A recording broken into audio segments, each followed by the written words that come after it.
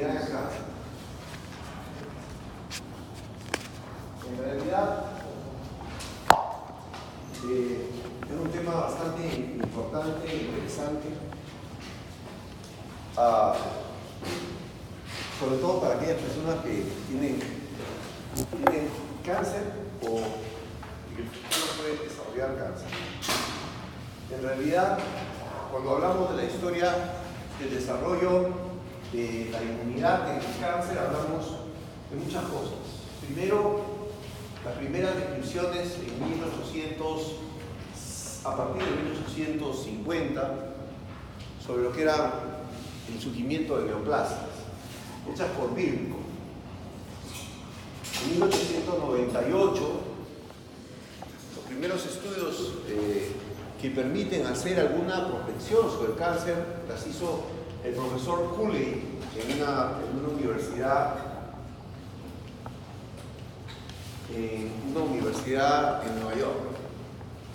Es interesante porque en 1850 nadie había pensado que el cáncer podía ser curado. Sin embargo, en julio del 29 de 1908, en el New York Times, se publica fotos del Dr. Cooley y de cómo él había logrado inventar lo que llamamos las toxinas de Cooley. ¿Qué cosas son las toxinas de Cooley? Ustedes ya llevaron microbiología, calculo, ¿no? Están empezando. Pero ya saben qué son las bacterias gram negativas, ¿no? Sí. ¿Y ya saben por qué son gram negativas? ¿Por qué? Porque tienen una capa de peptidoglicanos.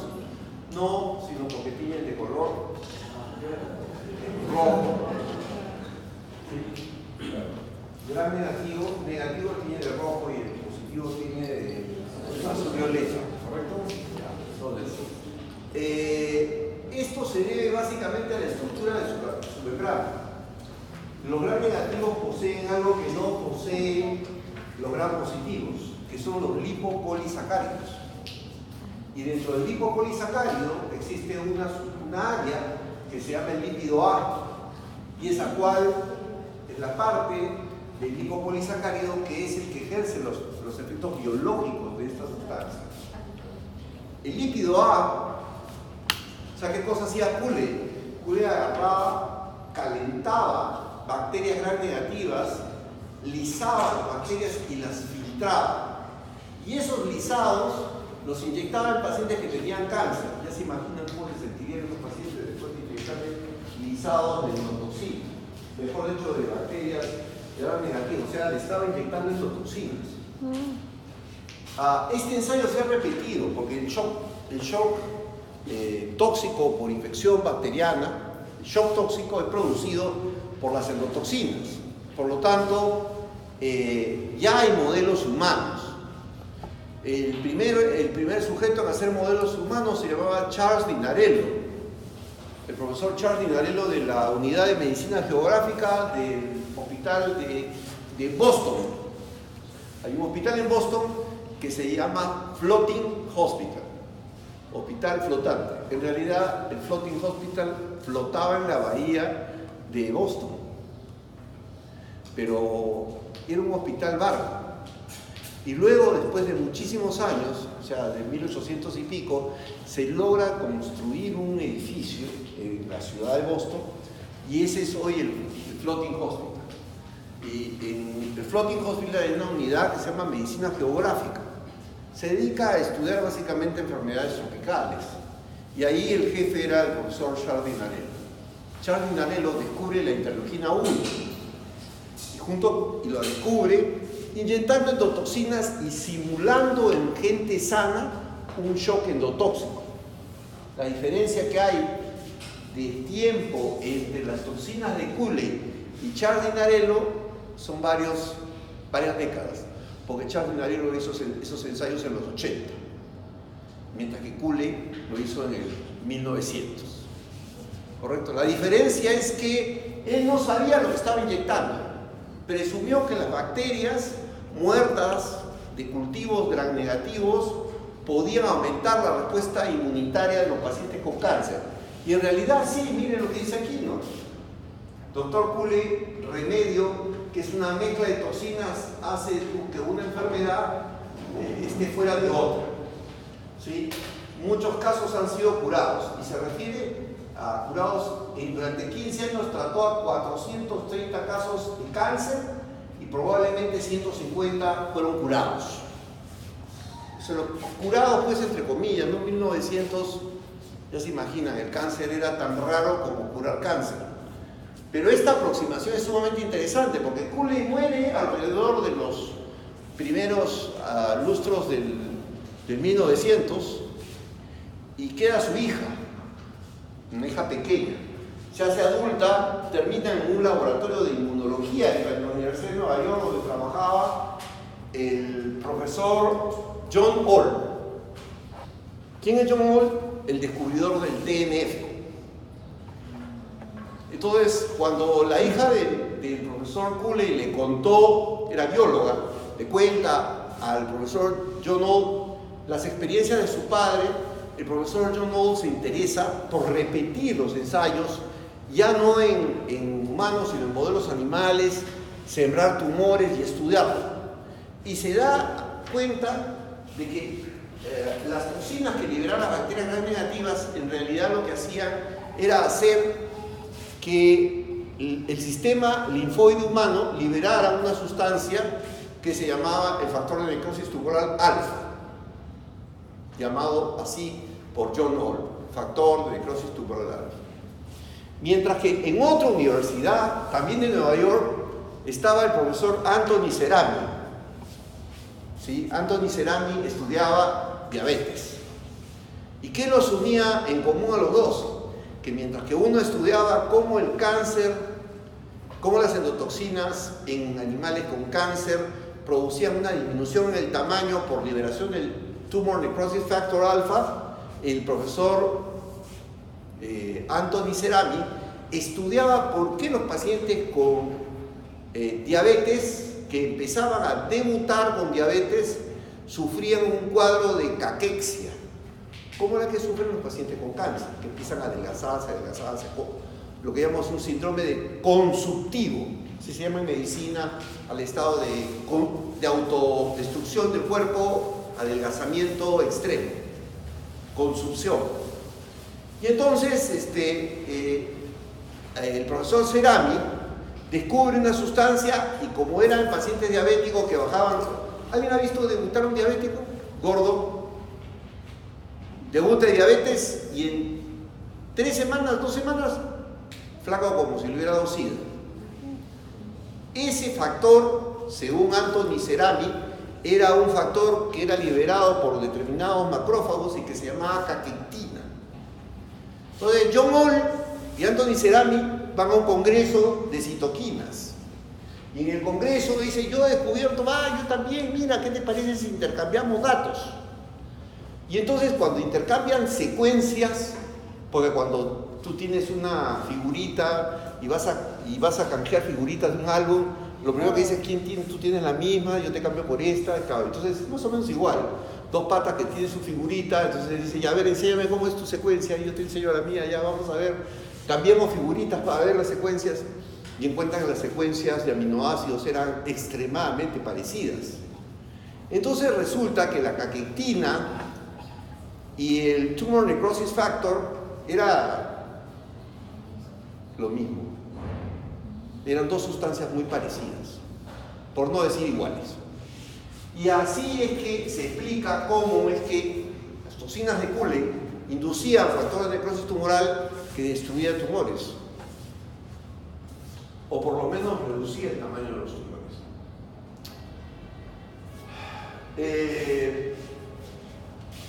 El presidente Nixon, se le ocurrió una brillante idea. Así como Kennedy dijo, el hombre va a ir a la luna. Así como Roosevelt, el presidente Roosevelt, dijo, vamos a hacer una guerra contra la polio. Y en la época del presidente Roosevelt se descubre en el Instituto Salk la vacuna contra la polio. Entonces, y eso caracteriza el mandato de este presidente. Kennedy dijo, va a ir el hombre a la luna. Y parece que fue, aunque todavía no sabemos si fue. Hay toda una duda sobre si fue, no fue, pisó, no pisó. Algunos dicen que con telescopio se puede fotografiar la bandera de los Estados Unidos ondulando. Estoy tratando de ver si eso es verdad. Me compro un telescopio gigante para mirar la luna. Bueno, mejor dicho, tenía uno, pero los chorros se metieron a mi casa y se lo llevaron. Y nunca pude usarlo, lo tuve un mes. Sí son los chorros. Malogran las expectativas de desarrollo de la gente. Pero voy a volver a comprar otro, más grande. Y esta vez espero que me lo roben también. Porque el que se robaron, yo me quedé con todos los objetivos, o sea que se robaron algo que no servía. Quien lo ha comprado no le sirve. No tenía el programa de instalación, porque eso se instalaba en la computadora. Yo le decía, a ver, esta es la luna, ya, muy bien, marca, ya. Ahora veamos Marte, ya, marca, ya. Ahora veamos las estrellas del sur, marca, ya. Ahora quiero que tú solito me ubiques la galaxia del norte. O sea, tenía, sí, era por, así era, funcionaba así. Pero se lo robaron sin ningún accesorio, o sea, eso no va a funcionar nunca. Qué bueno, me encanta. Yo los accesorios se los regalé a un amigo que tenía otro telescopio, que no sé si le sirve, pero se lo regalé. Y a nadie le sirvió lo que gasté. Solo al que me lo vendió. Sí, pero ¿sabes qué? Fue un buen negocio. Pagué nada por el telescopio, realmente. Fue un negocio de Navidad. Un tipo que venía de Estados Unidos, que vino acá y dijo, uy, no puedo ver la luna porque todo está nublado. Sí, pues acá no se puede ver la luna más que en verano. Entonces me dijo, me voy a Estados Unidos, nunca pude ver la luna, te lo vendo. Me lo vendió con $200, valí como 1.500. O sea que ahora tengo que sacar como 3.000 para comprarme un telescopio de verdad. Carísimo, pero bueno. ¿Alguna vez has visto la luna? Yo antes fotografiaba la luna, me encantaba. Tenía una cámara fotográfica con un lente de 1.000 milímetros. Era como una escopeta, prácticamente. Con eso, pero no era un telescopio, pues con el telescopio se ve mejor. Porque si la Tierra se va moviendo, ¿no es cierto? Y si yo quiero tomar una foto de la luna, empieza a salir borrosa la luna. Entonces yo lo único que hago es le monto una sincronización y el telescopio se va moviendo cada vez que se mueve la rotación de la Tierra y la foto sale perfecta. Cosas que me encantan, pero que jamás hubiera sido astrónomo, demasiado complicado. Bueno, la iniciativa de Nixon fue: en mi mandato vamos a curar el cáncer. Bueno, a Nixon, creo que Nixon fue el del caso Watergate, ¿no? ¿Sí? Nunca terminó su mandato, lo hicieron renunciar.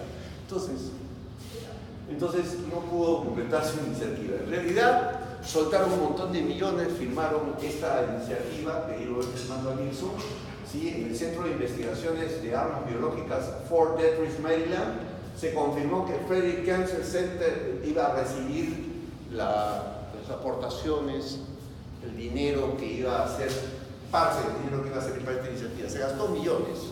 En realidad, muy difícil es llegar a tratar el cáncer o entender el cáncer. ¿Por qué? Porque el cáncer no es una enfermedad como ustedes creen.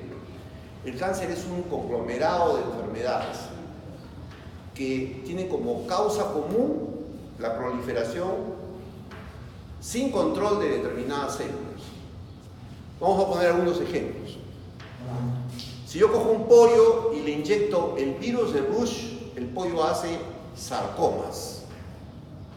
Es un virus que produce sarcomas en el pollo, ¿correcto? Y si yo agarro y le inyecto a 50 pollos el virus de Rush, los 50 hacen cáncer tipo sarcoma. Entonces, los virus pueden desencadenar cáncer, ¿correcto? Ya. Si una mujer tiene relaciones sexuales con un hombre que tiene hepatitis B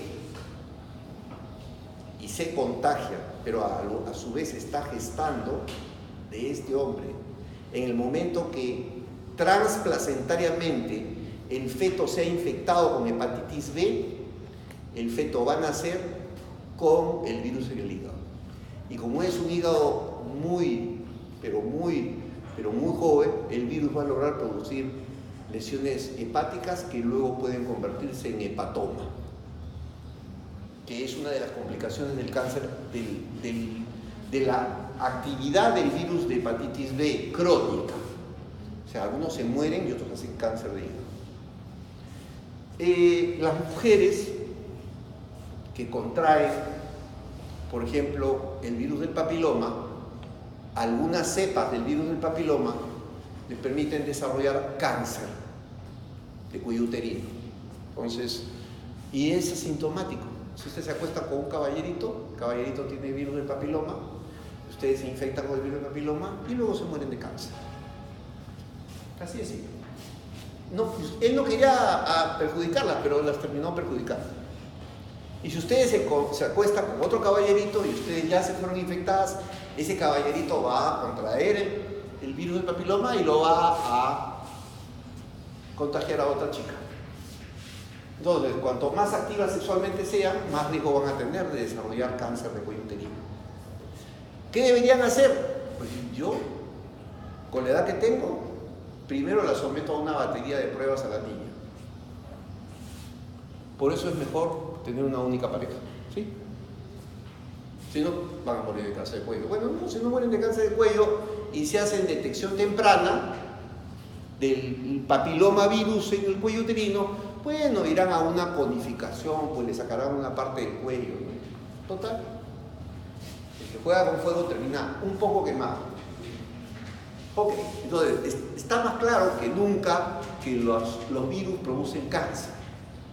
¿Correcto? Algunos virus. Se sabe, por ejemplo, que algunos hoy, y hablando, digamos, de forma muy clara, porque ustedes van a ser médicos y yo soy médico, dentro de las costumbres sexuales que hay, está el bucoseo tanto del aparato genital masculino como del aparato genital femenino. Entonces, ya no me llama la atención que el señor expresidente Fujimori tenga constantes lesiones en la lengua por esa práctica, porque probablemente eso es papiloma. ¿Correcto? Sí, pues, claro, papiloma que está abajo de una mujer también se puede contagiar al hombre, a la boca del hombre, a la garganta del hombre, al estómago del hombre y al esófago, y producir cáncer de estómago por papiloma. ¿Sí? Ya, ok, eso es para asustarlos un poquito, porque no vayan a creer que las cosas son fáciles, ¿sí? Ya. El hombre, además, que padece papiloma, jamás va a hacer grandes lesiones en el miembro viril. No, puede parecer que está sano, y ustedes pueden creer que está sano, y está con un virus de papiloma. Entonces, por eso ya cuando uno se va haciendo viejo va tomando conciencia de eso y hay que tomar medidas, ¿correcto? Y esas medidas pueden ser bastante drásticas, ¿no? ¿Correcto? Ok. Entonces, ya no basta solamente ver bonita a la persona, hay que saber si está sana. Y como a veces, si usted dice, oye, ¿qué te parece si esto es un examen de virus del papiloma? Yo te lo pago, no te preocupes. Eso ofendería a todas las damas acá. O probablemente ofendería a todos los caballeros acá. Pero yo ya pasé, yo estoy más allá de las ofensas. O sea que si yo tuviera que tomar esa medida, le pago un examen general. ¿Sí? Es que esto es salud. Yo estoy más allá de eso. Sí, pues, es verdad. Ustedes se ríen, pero yo me voy a reír cuando alguno de ustedes, por no tomar las medidas adecuadas, terminen con un problema. Exacto. ¿Correcto? Ahí me voy a reír yo. Por si acaso, yo he tenido en consulta a una compañera de ustedes, no voy a decir quién, que fue contagiada por virus del papiloma. Y siendo tan joven como ustedes, ya tiene virus del papiloma. sea, va camino a primero un estadio metaplásico y luego probablemente a una neoplasia, ¿sí? Pero como ya sabe, entonces se tiene que controlar cada tiempo. Interesante, ¿no? No es tan raro eso. Ok, ya sabemos entonces que los virus producen cáncer en animales y en humanos. Sabemos que el virus del papiloma puede producir cáncer de garganta, de lengua y de esófago, ¿sí?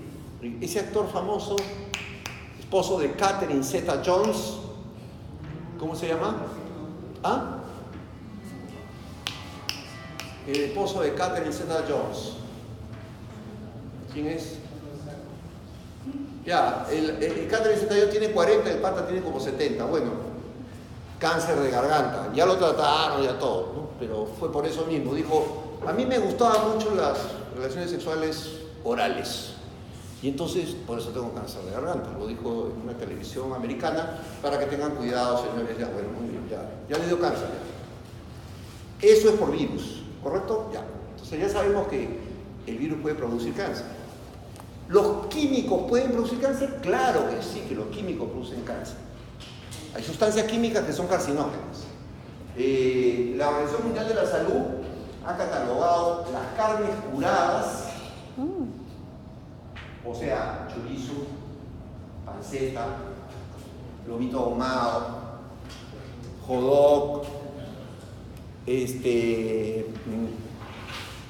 ¿cómo se llama?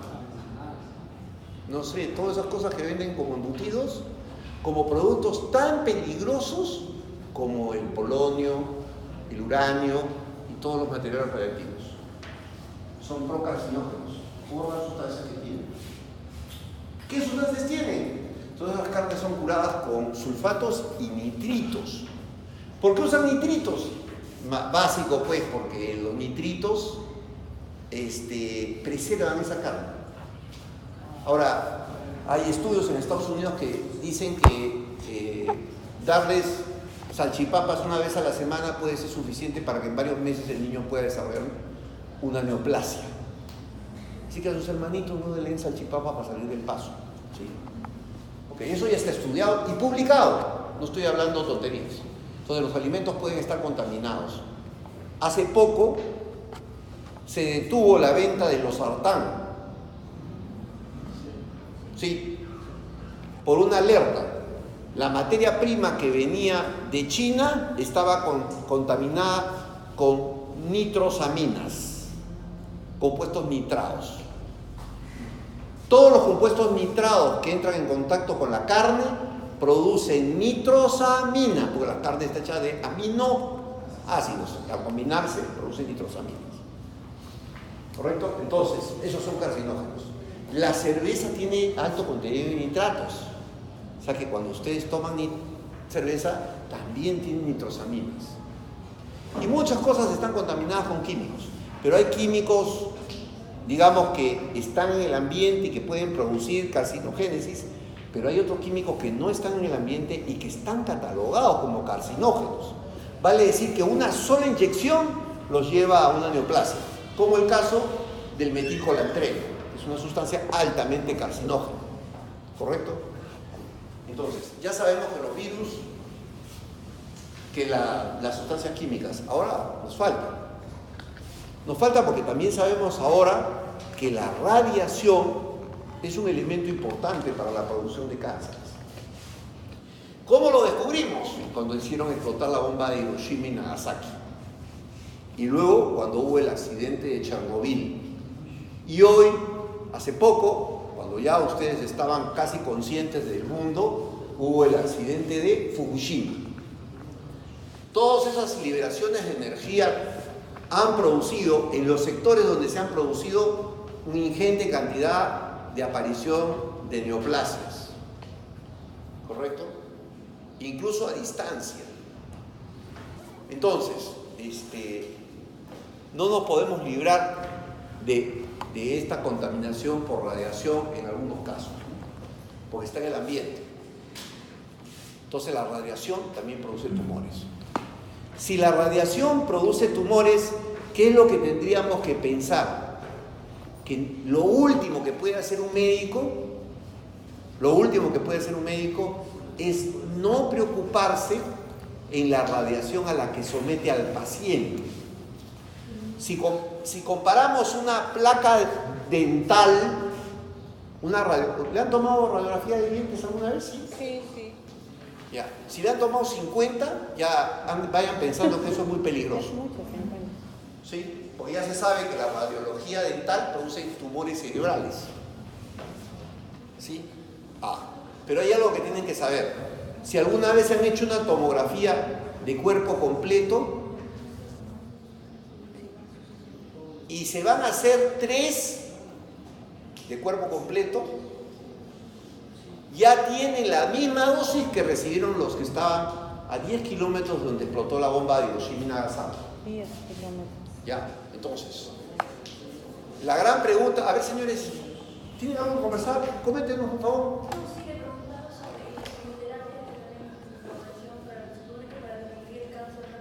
Ya, eso lo vamos a hablar después. De todas maneras lo voy a tocar, no se preocupen.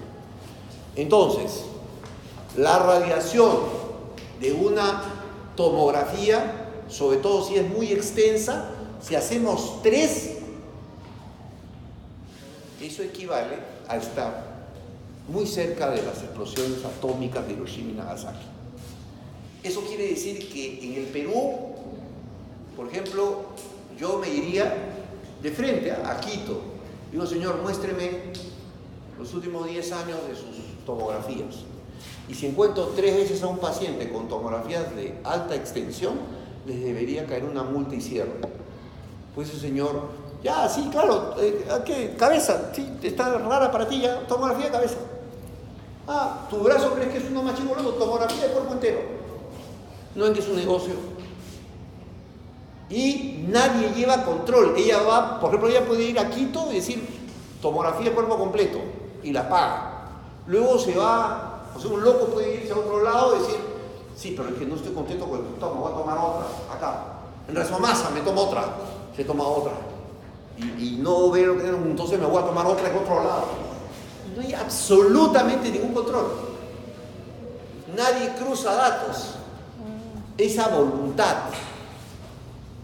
En los hospitales sucede lo mismo. A ver, se cayó, se fracturó la cadera, ya, toman tomografía, ya. Pasa un mes, sí, a ver, para ver si ya le damos tomografía de nuevo. Y dentro de 6 meses, cuando te duele la cara, tomografía de nuevo. Así trabajan los médicos en el Perú. No conozco ningún médico que sea consciente de lo que están haciendo. ¿Cuántos cánceres dependerán de la mala práctica de los médicos? Un montón, pues unos salvajes, no mide nadie. No hay dosimetría individual en el Perú. En Estados Unidos sí, porque usted se toma una tomografía, tiene el derecho de entrar a una base y reportar el nombre y la tomografía, el tipo de radiación que recibió. Y eso se cruza, porque está todo en circuito, se cruza. Sí. Si una persona se toma una tomografía, ¿después de cuánto tiempo se puede? No, es que no es de cuánto tiempo, señor. La radiación es acumulativa. La exposición es acumulativa. O sea, no es que yo me pongo a la bomba de Hiroshima y Nagasaki y después de cuánto tiempo me puedo volver a poner cerca de una bomba atómica. Es lo que usted me está preguntando. ¿Sí? ¿Le parece lógico eso? No, ya, ok, ya nos dimos cuenta. Ya. Señor, a ver, si usted tiene una tomografía de cuerpo entero, ¿para qué tiene que tomarse otra si hay resonancia? La resonancia no es radiación. ¿Cuánto cuesta una tomografía? 600 soles. ¿Cuánto una resonancia? 1200. Ya, va a tener que pagar un poco más, pues, señor, pero no se puede estar exponiendo usted. Eso es lo que quiere decir. Miren, hace poco me llama el esposo de una paciente. Me dice, mi papá tiene cáncer. Le parece que tiene cáncer de próstata. Y le han hecho una tomografía. Evidente cáncer de próstata, le han hecho una tomografía abdomen bajo y abdomen alto. Y el señor está con cáncer. Entonces agarra y me dice, pero ahora el médico dice que mejor hay que tomarle una urotem. ¿Qué es una urotem? Una tomografía, sea algo computarizada con contraste. O sea, está con cáncer, le han tomado una, ahora le van a tomar otra para hacer el urotem. Yo tuve un problema urológico, porque yo estoy joven todavía. Entonces, por hipertrofia sangré. Entonces el me dijo, lo primero que hay que descartar es cáncer. No me dijo, tómate una tomografía, me dijo, ¿qué te parece si te hacemos un Eurotem? Perfecto. Si me hubiera dicho, tómate una tomografía, le he dicho, no, un Eurotem. Me hicieron, con contraste, un Eurotem, y no tiene nada, ya, listo, se acabó. Y fue una. Sí, una única. La próxima cosa que me haga, seguro que no va a ser radiográfica, va a ser una tomografía, una resonancia. El resonador funciona de una manera distinta, no es radiación X. Entonces, todos los métodos tomográficos son radiación X. ¿Qué podemos hacer como alternativa? Resonancia. ¿Qué hace la resonancia? Son unos electroimanes que coliman las moléculas de agua. Nosotros somos una bolsa de agua. Al colimar la estructura del agua, puede definir todas las densidades del cuerpo con gran facilidad. Entonces, podemos hacer diagnósticos mucho más finos con la resonancia. Pero vaya, a ver, ¿quién le explica eso acá a la gente? Sobre todo cuando se trata de chocar con el bolsillo. Si es más barato. Entonces, ya estamos, ¿no? La radiación también produce cáncer. Y eso lo probó la bomba de Hiroshima y Nagasaki. La fuga de Chernobyl. En la fuga de Chernobyl se murió un montón de gente. Lo que pasa es que, como era Rusia, eso no trascendió acá. Fue tal el escape de radiación que la nube llegó hasta Europa. En Holanda se detectaron niveles altísimos de radiación. Ok, entonces, la radiación puede producir cáncer. Y finalmente, esto hace que el cáncer no sea una enfermedad, sino que sea un conjunto de formas de enfermedad cuya característica en común es la multiplicación celular. Hay una relación. Esto, miren, fíjense de qué año es, 2001. ¿Sí? Nos hemos preocupado tanto de morir de infarto que hemos hecho tanta tontería para que ya la gente no muera de infarto, que la gente ya no está muriendo de infarto. Nosotros estamos acá. Probablemente este año la cantidad de pacientes que mueran de cáncer será mayor que la cantidad de pacientes que mueran de infarto. Pero se ha demostrado algo más. Acaba de publicarse un estudio hace 2 semanas que dice que los pacientes que hacen stroke, infarto cerebral, infarto cardíaco o tromboembolia arterial, ¿sí? Una vez que tienen el evento, al poco tiempo debutan con cáncer. De repente el problema es que el cáncer está disparando todos estos cuadros, ¿correcto? Y nunca se había hallado una relación. Pero este estudio ha sido hecho con tantos miles de pacientes que parece que es cierto, que de repente hay una neoplasia oculta y es la responsable de estos cambios vasculares que antes no se podían explicar por sí solos. Ok, sigamos. Entonces, no se olviden, van a haber más pacientes que mueren de cáncer que mueren de infarto en los países desarrollados pronto. Y pronto acá también va a suceder ese cambio, va a haber una inversión. Bueno, muchas cosas han sucedido en la inmunología. Hoy, ¿sí? En el año 2001 se demostró en modelos animales la inmunovigilancia y el desarrollo de cáncer. O sea, para que haya cáncer, el sistema inmune tiene que perder su capacidad de inmunovigilancia. ¿Y quién ejecuta la inmunovigilancia? Todas las células que producen citotoxicidad. O sea, tanto células del sistema innato como del sistema adaptativo, la inmunidad innata y la inmunidad adaptativa. En el 2005 se demostró la importancia de las células inmunes en el cáncer humano. Y se definió lo que llamamos en el 2006 el grupo del profesor Galón, así como galón de gasolina, el profesor Galón, francés. Definió lo que se denomina como inmunoscore. ¿Sí? ¿Qué cosa es el inmunoscore? Es el estatus inmune del paciente con cáncer. Se está empezando a usar esos criterios ahora. Y en el año 2011 la FDA aprobó moduladores de las células T para tratar a los pacientes con cáncer. Y estas primeras aprobaciones del 2011, el año pasado, en el congreso de ASCO, no porque sea de asqueroso, de asco, no, es American Society of Cancer and Oncology, ASCO. ¿Sí? Así se le decía, asco. ¿Ha sido al asco? ¡Qué asco! Pero bueno, ya, ahí está. ¿Sí? Hay toda una historia de cómo han ido desarrollándose anticuerpos para tratar el cáncer. Y hoy ya sabemos mucho de lo que hace el cáncer dentro de nuestro cuerpo. Pero hay algo que tenemos que aprender. ¿Sí? La ley de la quimioterapia. Las células que sobreviven a la quimioterapia inicial serán el germen de una variante tumoral refractaria a la terapia inicial. O sea, si ustedes matan al 99.9 de las células y dejan 0.1, esas células, después de 0.9 divisiones, 0.7 divisiones, 8 rondas de división, volverán a tener 0.9 células que tienen un tumor de 1 gramo. O sea, 0.9. ¿Y qué pasa si matan al 0.99% de células? Que basta que haya 0.01 células para que luego de una ronda más grande de divisiones el cáncer vuelva a tener 1 gramo. Entonces, ¿cómo vamos a curar el cáncer? ¿Saben cómo se cura el cáncer?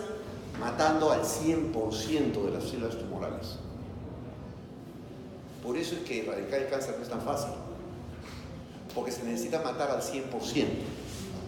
¿Sí? Ni siquiera vale un 99.9999 si queremos curar.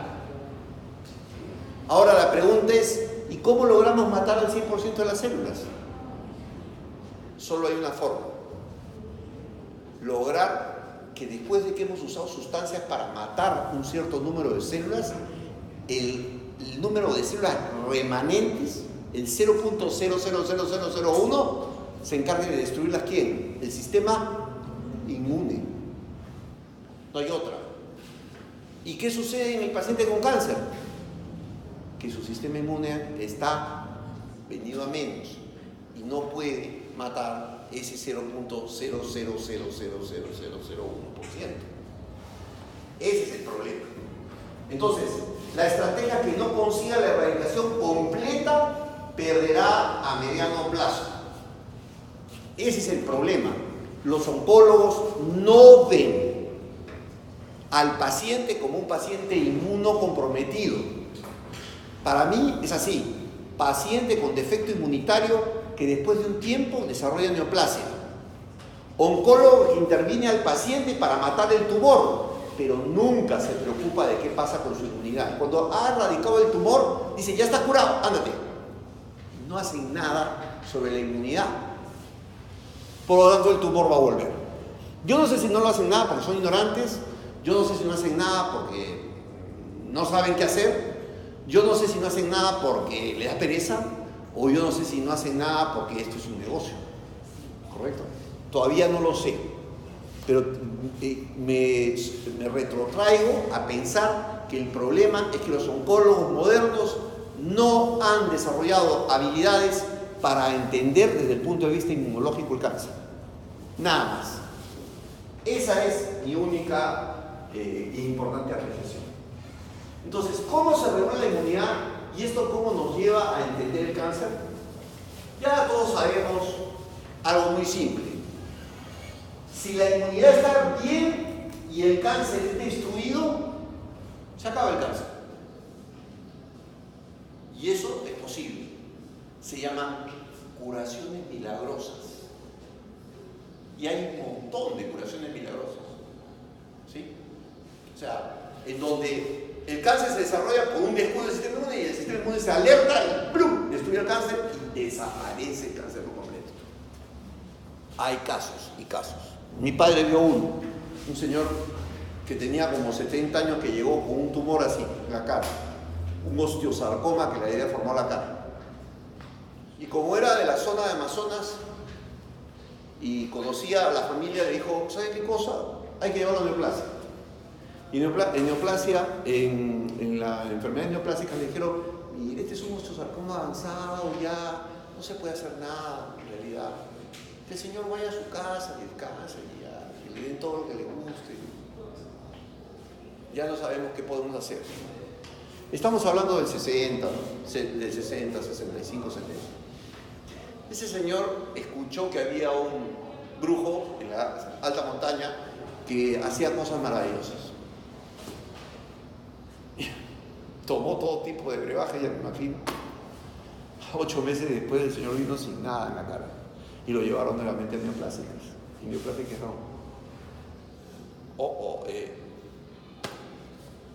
no tenemos explicación. Nada más. Esto es anecdótico, entenderán ustedes, ¿no es cierto? Porque no es una regla. No es porque ustedes tengan un día cáncer se vayan a ir a buscar al brujo y el brujo los va a curar. No, eso no es cierto. Puede ser que el brujo encontrara una planta y algo de eso funcionó. ¿Sí? Pero no siempre es así. Pero eso quiere decir que hay posibilidades. Cuando el sistema inmune está sano, hay posibilidades de eliminar el cáncer. Pero hay otra cosa aún más interesante. A veces el sistema inmune no logra eliminar el cáncer. Y entonces el cáncer crece, el sistema inmune ataca y el cáncer se achica. Y hay una relación entre el sistema inmune y el tumor que le impiden al tumor diseminarse. Eso es lo que nosotros llamamos el equilibrio entre el sistema inmune y el tumor. Hay cánceres que pueden estar en equilibrio. Cuando el cáncer está en equilibrio sucede algo muy interesante. Hay cáncer, pero no hay cáncer diseminado. O sea, no hay cáncer metastásico. ¿Correcto? Hay un científico que ya falleció, que era uno de los más grandes expertos en angiogénesis de la Universidad de Harvard. Y nosotros publicamos un artículo sobre verruga peruana.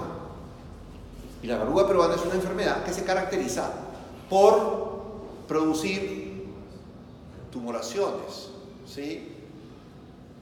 Y esas tumoraciones, que a veces son pólipos sésiles, son por proliferación vascular en la verruga. Entonces, este doctor nos escribió, publicamos en la revista, ¿cómo se llamaba?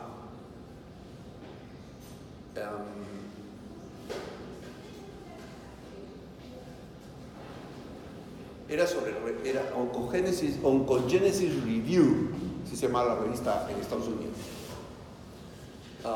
Y en esa revista publicamos el artículo, ¿Por qué? Porque hay una relación directa entre proliferación vascular y oncogénesis. Y nos aceptaron el artículo. Critical Review in Oncogenesis. Es un artículo. Ustedes pueden poner mi nombre y pueden poner Critical Review y van a encontrar el artículo porque está colgado en internet. Y nos escribió este doctor de Harvard y nos pidió copia del artículo. A raíz de eso, yo le escribí y él me mandó algunas citas que él había publicado. Y me puse a buscarlas, ¿no? Entonces, encontré una muy interesante que publicó en la revista Science. Ustedes saben que publicar en Science y en Nature es solo para los grandes. Son las dos mejores revistas de investigación del mundo, Science y Nature. Él publicó en Science una página. Y esa página decía Cancer without disease. Cáncer sin enfermedad. Y hablaba de cuán frecuente es encontrar tumoración en gente que muere de cualquier cosa.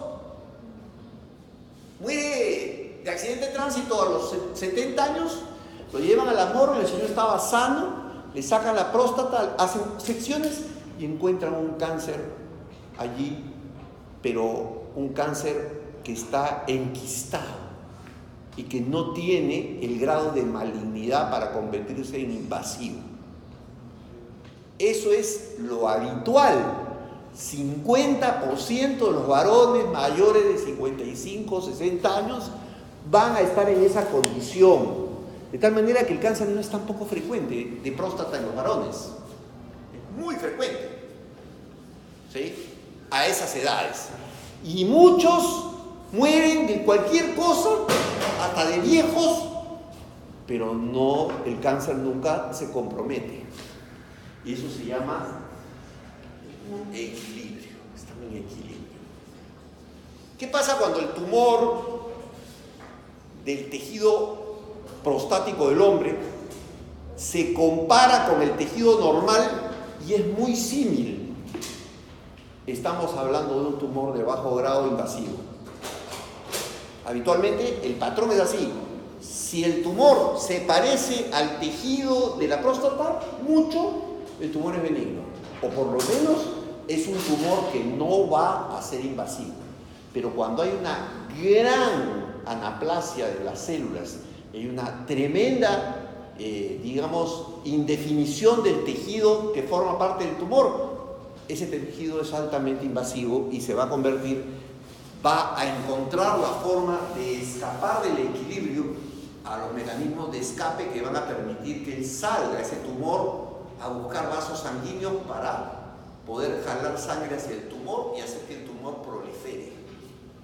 Entonces, ya está, esto es muy importante. Entonces hay 3 fases: eliminación, equilibrio y escape, que nos lleva a que el tumor gane. ¿Correcto? El tumor gane. Eso es un aspecto importantísimo. Y eso lo maneja la inmunidad.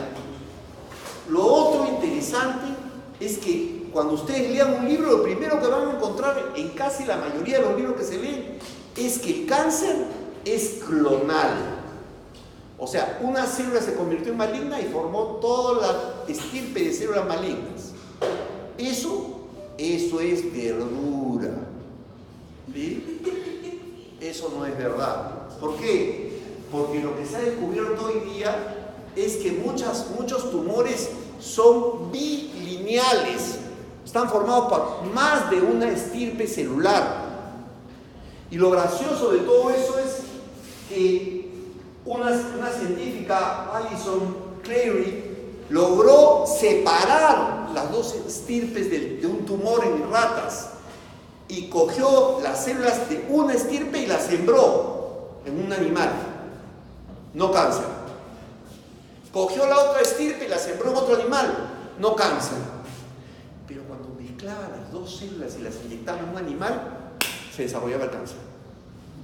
Como que una estirpe generaba las condiciones para que ésta genere cambios en las células para que se vuelva tumor.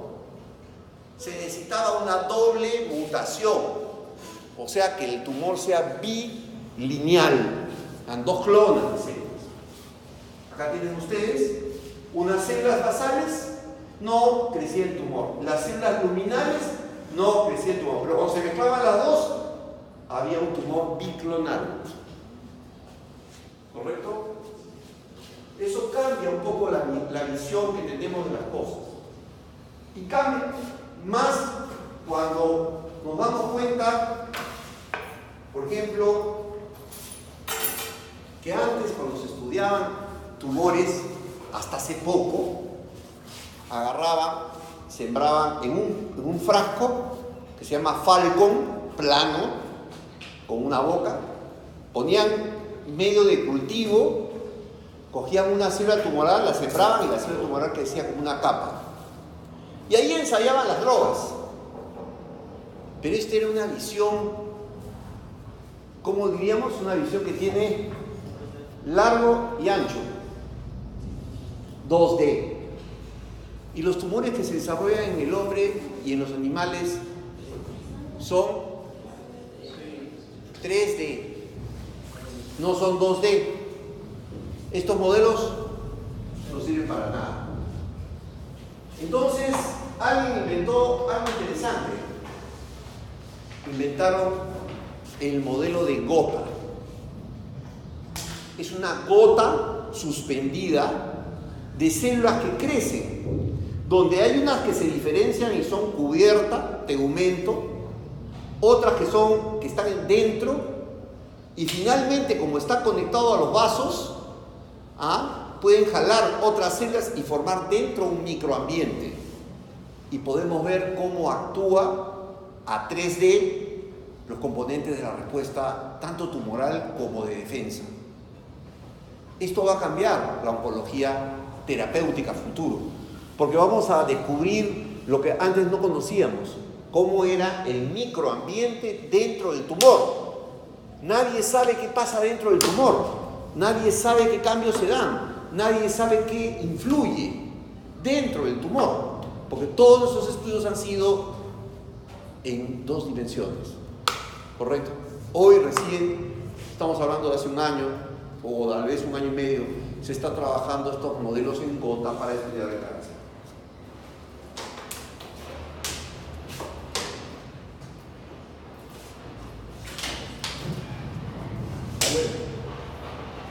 Sigamos.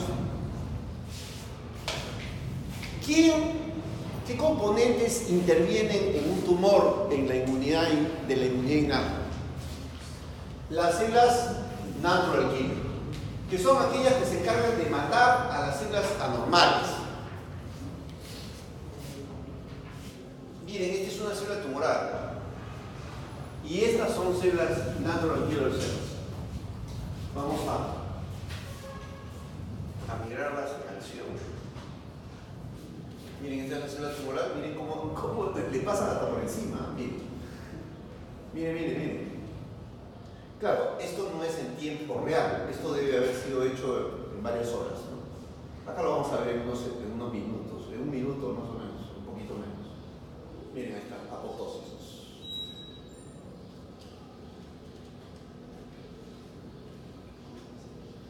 Y estos cuerpos apoptóticos luego vienen otras células y se lo empiezan a comer. ¿Sí? Se los fagocitan. Ok. Vamos, sigamos. Acá tienen otra cosa interesante.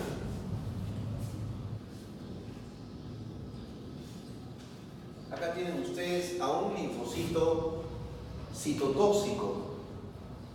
Puede ser un NK o una célula CD8. Miren, esta es una célula tumoral. Miren cómo la empieza a corroer hasta que empieza a formar cuerpos apoptóticos también.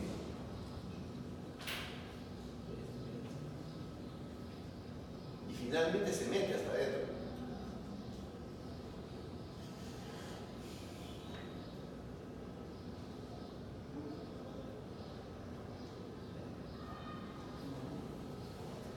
Esos mecanismos son los que nos protegen.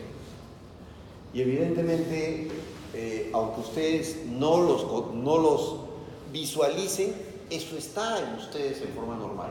Estas son células humanas, ¿sabes? Por si acaso, no son pericotes, ni conejo, ni nada, son células humanas. Bueno, dentro de la inmunidad hay varias células que van a cumplir iguales funciones.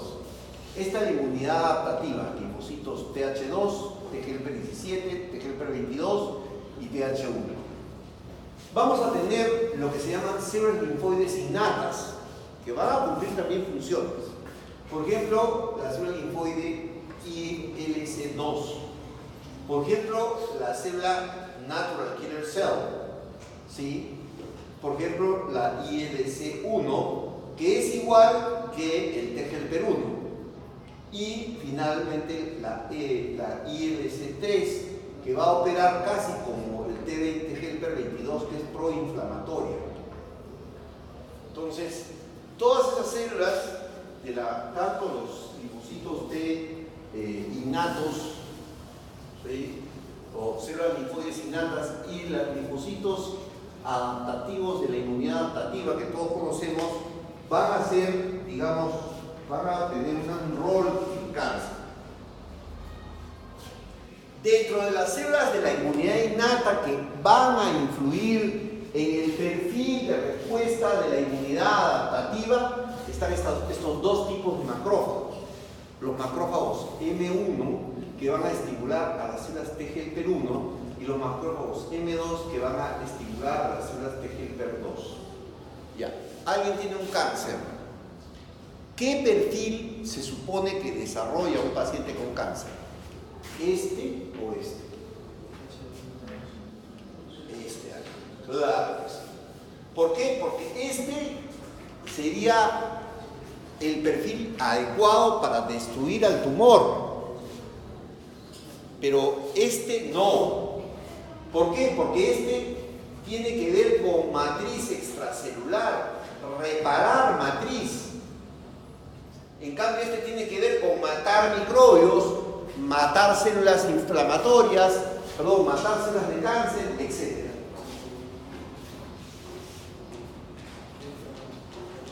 La inmunidad adaptativa es compleja. Y como todos sabemos, esta inmunidad, esto ya lo hemos visto, esta inmunidad está basada en lo que llamamos el paradigma de las poblaciones. Las células TGLP2, TGLP1 y su balance.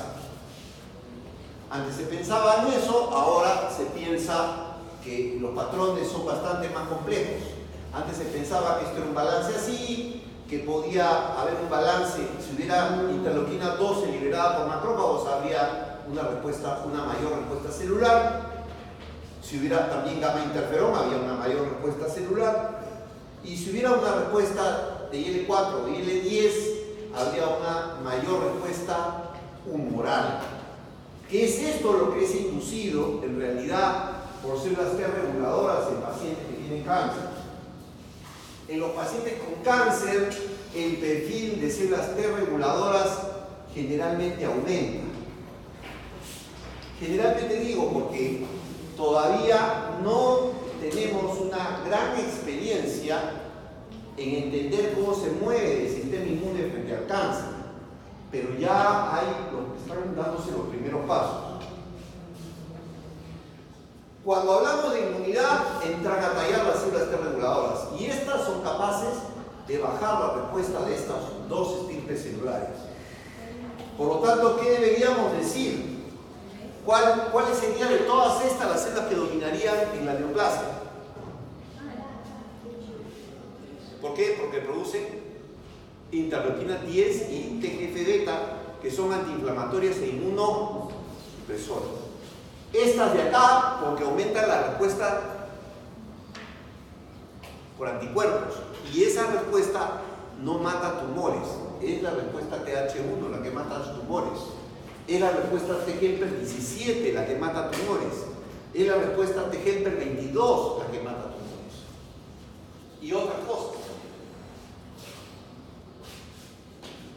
Sin embargo, todos tenemos claro que este derrotero tiene que ver con el ambiente.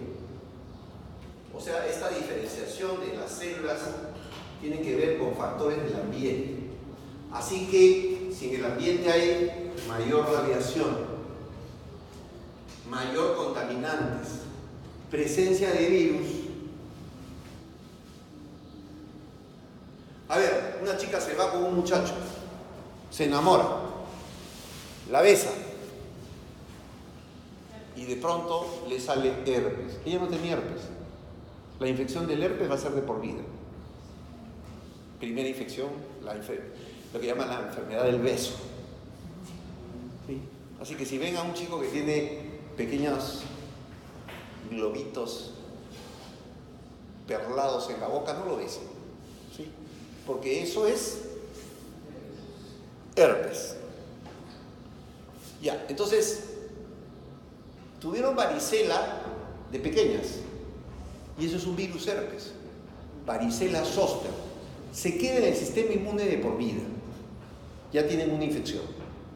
Luego lo besan y le da herpes de tipo 1. Luego besan a otro y le da herpes de tipo 2. Porque a ese pata le gusta besar a otros sitios también. Porque el herpes 1 es de aquí para arriba, el herpes 2 es de aquí para abajo. Pero ahora ya hay herpes 2 acá. Y yo he tenido oportunidad de diagnosticar a un chico que tenía esto y era herpes 2. Ya, ok. Entonces, ya tienen 3 virus de por vida. Varicela zoster, herpes 1 y herpes 2. Eso puede tenerlo cualquiera de ustedes. Fácil, ¿eh? Eso es lo normal. Pero si a eso le sumamos que no comen bien, no duermen bien, ¿correcto? Y si a eso le sumamos que de repente tuvieron varios contactos sexuales con caballeros que traían virus del papiloma, ya no tienen 3 virus, ya tienen 4 virus activos de por vida. ¿Cómo no les va a dar cáncer? Yo no tengo herpes 1, no tengo herpes 2, no he tenido nunca hepatitis, no tengo papiloma, no tengo nada. ¿Sí? Entonces la probabilidad de morir de cáncer no quiere decir que yo no pueda morir de cáncer. Claro que puedo morir de cáncer. No, nadie se puede jactar de yo no voy a morir de cáncer. Pero la idea es que si ustedes tienen virus activos persistentemente en el cuerpo, la probabilidad de que su sistema inmune sufra de bajetones es muchísimo mayor. Dicen, hace poco se publicó, hará un par de años, un estudio que cogió más de 2.000 personas en países desarrollados y hicieron estudios para ver en todo el genoma cuántos virus activos tenían. Y el promedio era 3.4 virus activos en una persona, entre comillas, normal. Así que ustedes partan de que ya tienen 3. Cualquier otro que lo sumen, si es herpes virus va a ser peor. Por si acaso, el virus herpes 8 es asintomático en los seres humanos normales y se transmiten también por relaciones sexuales. Y no van a sentir nada, lo van a tener y no van a sentir nada. Entonces ya tenemos un poquito más de contagio. ¿Nos damos cuenta? Ya, ok. La idea no es asustarlos, la idea es que tomen medidas. ¿Sí? Se ponga un preservativo del cuerpo completo.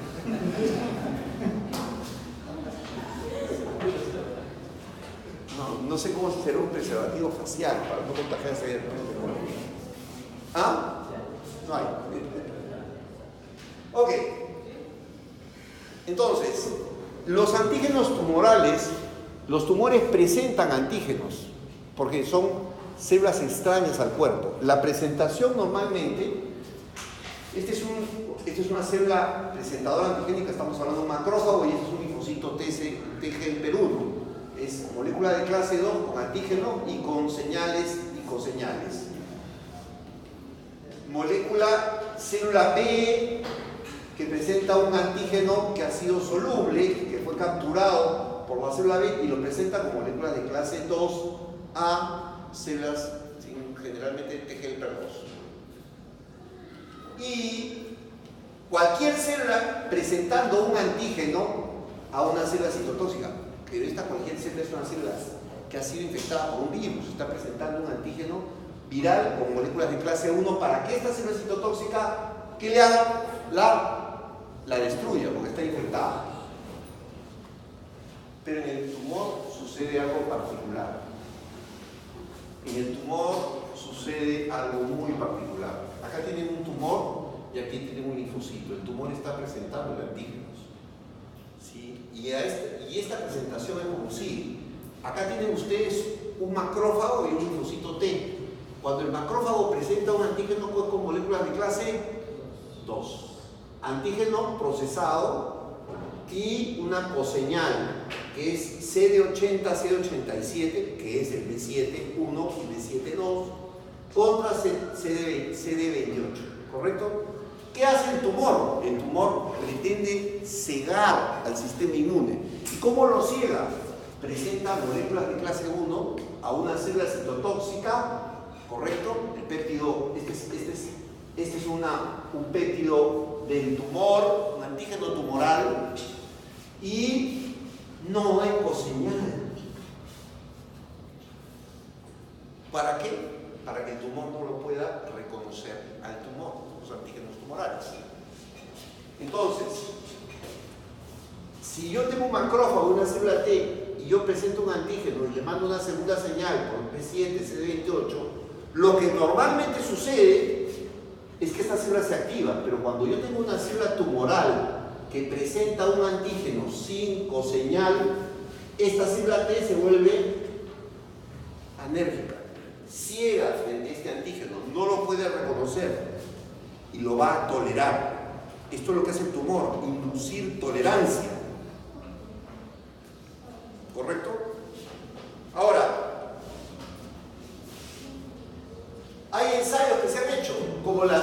tumoral presenta un antígeno y no puede ser reconocido, hay alguien que ha venido con un virus y le ha transfectado a la célula tumoral B7.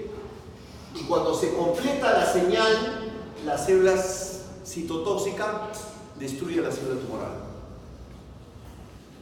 Esto es un modelo de tratamiento, ¿correcto?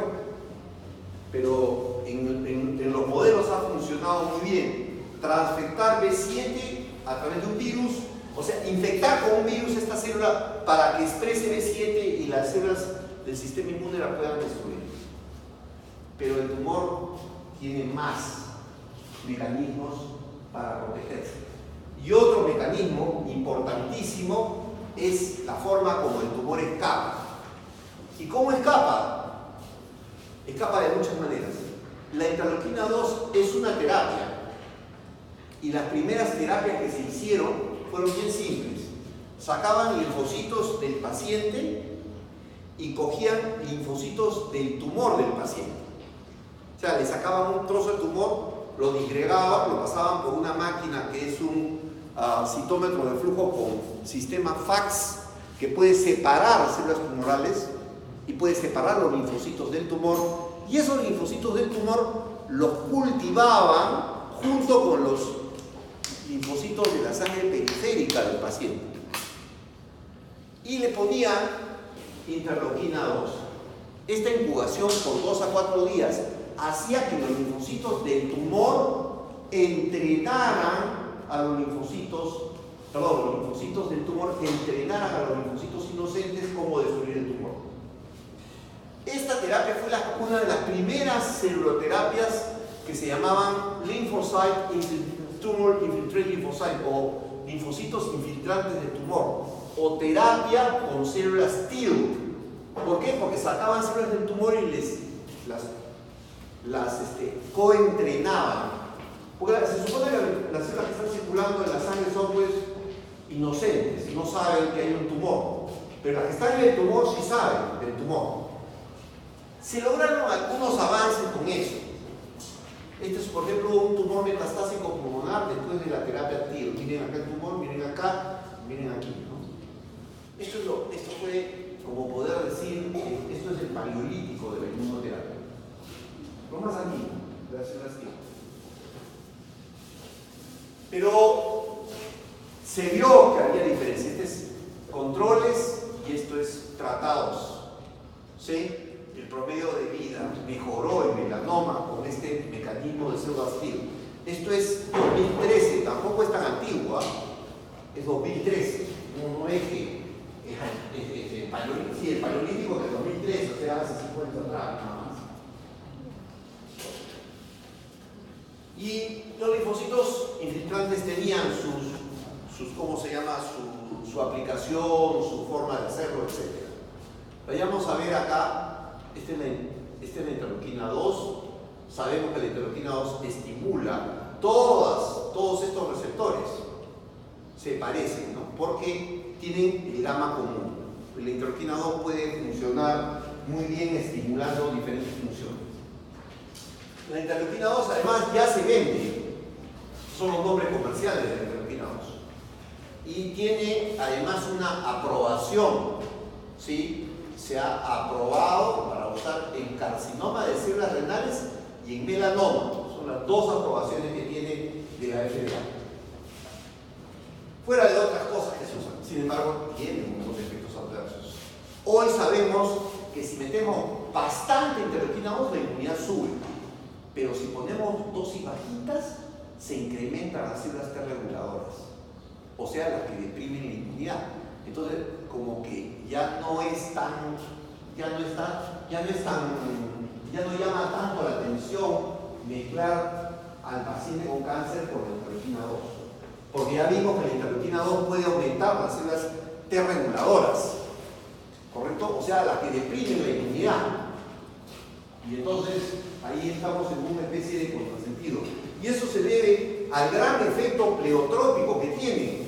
La interleuquina 2 recombinante humana activa linfocitos, aumenta el número de células NK, aumenta la citotoxicidad, aumenta la actividad citotóxica, aumenta los niveles de TNF soluble, hace 1000 cosas. Pero, por ejemplo, aumenta la eosinofilia.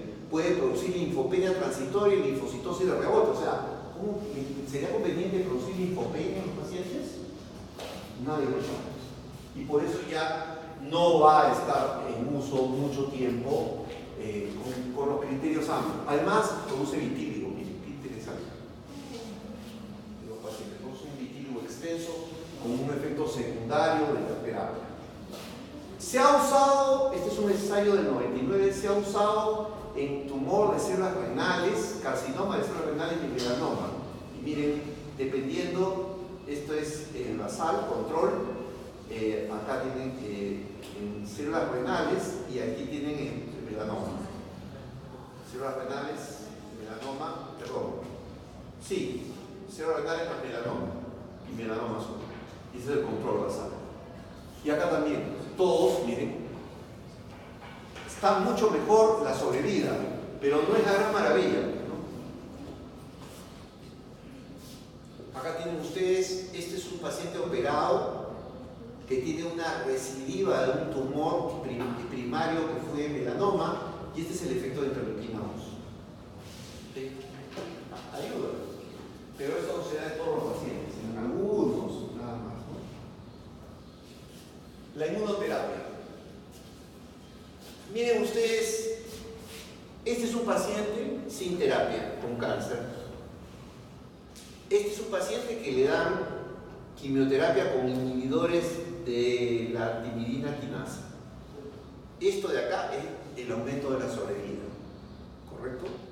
Vamos a ver el paciente cómo estaba. Esto es aquí.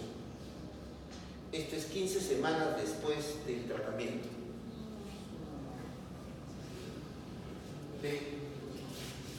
Se ven claros los tumores, miren acá, ya no tienen. Sin embargo, los inhibidores de la timidina quinasa pueden producir resistencia. 23 semanas después el cáncer rebrotó y 26 semanas después el paciente murió. O sea, los inhibidores del gen PRAF, que son las timidinas quinasas, no pudieron detener el tumor. ¿Cuál es la idea ahora?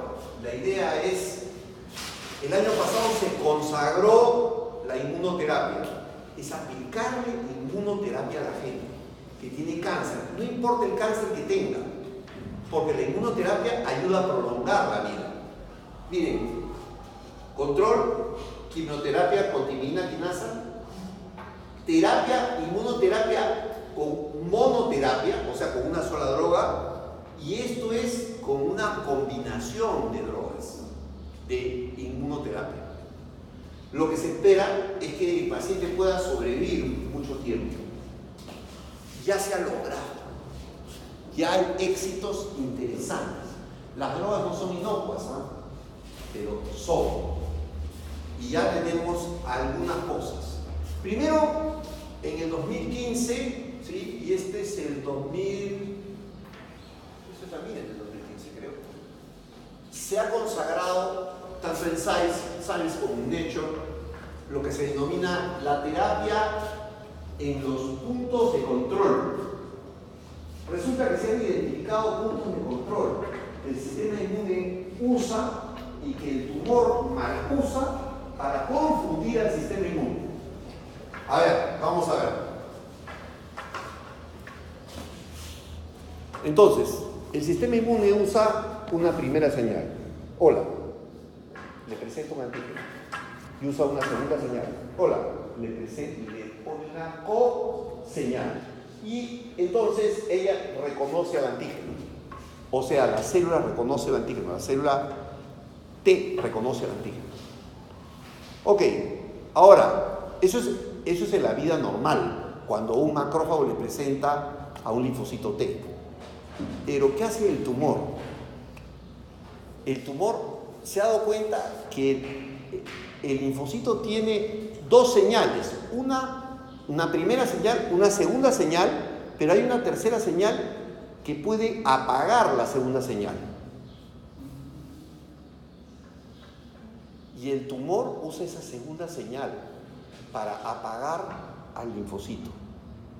Ahora vamos a ver cómo sucede. Y es una cosa obvia, es natural, porque cuando un macrófago le presenta un antígeno y lo activa al linfocito T, ¿cómo hace cuando quiere parar la señal del linfocito. Le presenta el antígeno nuevamente, pero con una señal inhibitoria. Y la célula T deja de producir respuesta frente a ese antígeno. Es la forma normal como se regula la actividad de la célula T. Entonces, le presenta con moléculas de clase 1 un antígeno y le presenta una coseñal al CD28, le presenta B7, 1 o B72, CD80, CD86. ¿Correcto? Ya. Pero ¿qué pasa cuando eso no se produce? Y eso lo vamos a ver ahorita.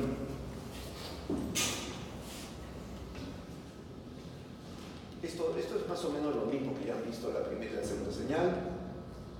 ¿Sí? Estas son todas las señales que hay. Y esta es una célula T.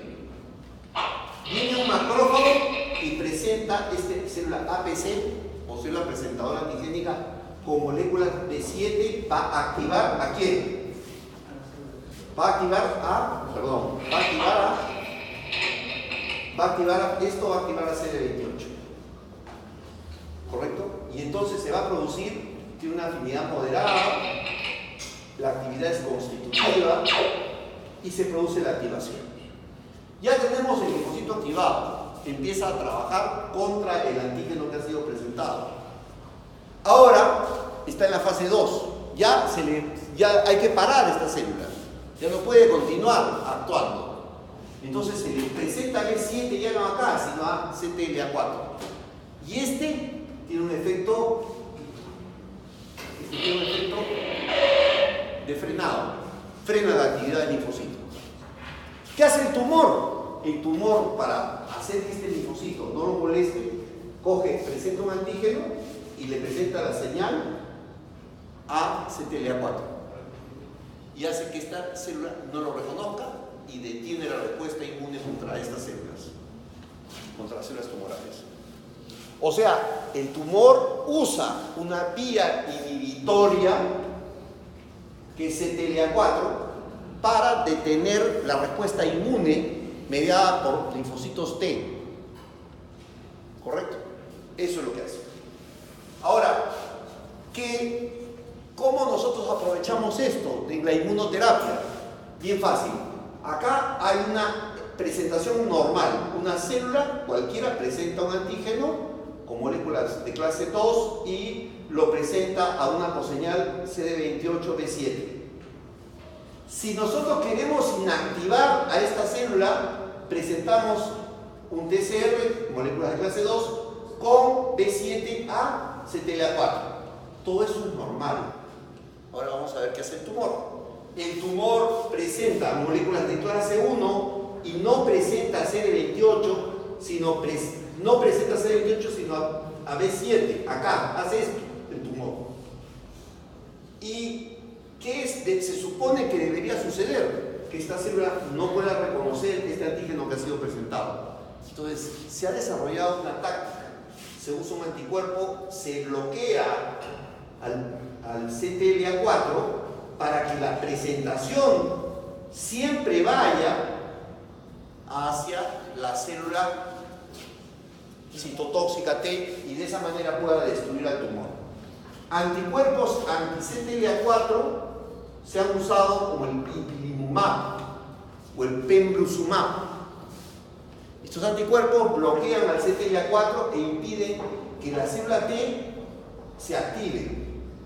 O sea, impiden que la célula T se inactive y hacen que la célula T se active para destruir al tumor. Eso es lo que realmente lo vuelvo a repetir. ¿Lo entendieron? ¿Ah? Ok. Este mecanismo es normal. Un linfocito una célula presentadora antigénica presenta con moléculas de clase 2 un antígeno. Y para activar esta célula presenta la señal B7, CD28, CD80, CD86, ¿a quién? A CD28. Si queremos detener la actividad de la célula en forma normal, lo que hacemos es presentamos el mismo antígeno, pero le presentamos el CD80, CD86 a CTLA4. Ahora, ¿qué hace el tumor? El tumor presenta un antígeno y una señal que va a activar CTLA4 para detener la célula y evitar que ésta sea destruida. O sea, el tumor activa CTLA4.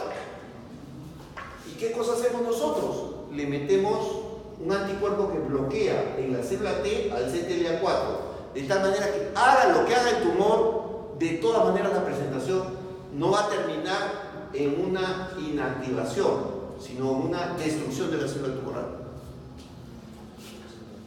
Eso ha logrado en general aumentar la sobrevida de todos los tumores. Sujeto con tumor que usa ipilimumab se prolonga la vida. Está clarísimo de que bloqueando CTLA4 estamos favoreciendo que el sistema inmune se reactive frente al tumor. Hay otra cosa que hace también la célula tumoral. Presenta un antígeno como molécula de clase 1 y presenta una señal PDL1 que también cumple esta señal ligando, se une a PD1 que tiene la célula T, y de esta manera se produce también la inactivación de la célula T. Y en ese caso, ¿qué usamos? Usamos un anti-DPL1 o anti-DPE para bloquear esta señal y de esa manera permitir que el tumor pueda fallecer en manos del sistema inmune. Se ha demostrado, acá tienen pacientes con melanoma de ipilimumab, miren la sobrevida. Hay un delta de sobrevida importante. En pacientes que se mezcla ipilimumab más una quimioterapia como la dacarbazina, miren también la sobrevida es mucho mayor. Miren este paciente, melanoma sembrado. Esto es una gamografía, ¿sí? Probablemente es una gamografía, ¿sí? Y este es el paciente después del ipilimumab. Esto es el 22-4 del 11 y esto es el 5-8 del 11. 4 meses después. ¿Sí? Lo que demuestra que la cantidad de células tumorales disminuyó dramáticamente con el uso del ipilimumab. ¿Por qué? Porque el sistema inmune mata. Han hecho otros ensayos aún más arriesgados. ¿Saben lo que han hecho? Como el tumor a veces corrompe el sistema inmune, lo que han hecho es sacar todo el sistema inmune, todos los linfocitos del cuerpo de un paciente con tumor, toditos, y los matan y le siembran nuevos linfocitos por trasplante. Y se ha visto que estos nuevos linfocitos, en presencia de estas drogas, son efectivísimos para destruir el tumor. Efectivísimos. Porque son linfocitos que vienen sin bloqueo del DP1 o DPL1 o del CTLA4. Eso se llama linfoablación. Y estos son ensayos con anti-DP1 y este es el lamrolizumab, que es un anti-DP1 en melanoma. Y esto, miren, anti-DP1, miren, paciente con melanoma dermoplástico metastásico, miren esta evolución. Esto es enero 12 y esto es abril 12.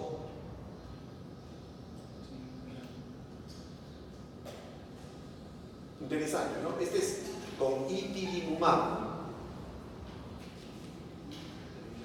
Y miren las masas de metástasis, miren acá. Este es el 2 del 12 y este es el 8 del 12. También con ipilimumab. Acá tienen otro. Y esto es con anatomía patológica. Miren, el infiltrado de célula CD8 es brutal. Todas esas manchas en color marrón son CD8. Era escasísimo el CD8, ahora miren cómo está. Está matando tumor como loco. Hasta que aparece el profesor Galón, Page F y Galón, J. Galón, Jules Galón, este francés, no sé si será antipático porque en mi vida no he conocido franceses que no sean antipáticos, así la mayoría. Pero este grupo que ha montado el profesor Galón realmente es impresionante. Estos patas dicen que hay que hacer un estudio minucioso de la inmunidad del paciente con cáncer para mirar cómo las terapias influyen en el pronóstico de vida del paciente. Y él ya ha hecho algunos estudios, ya ha demostrado esto. La presencia de células T memoria efectoras.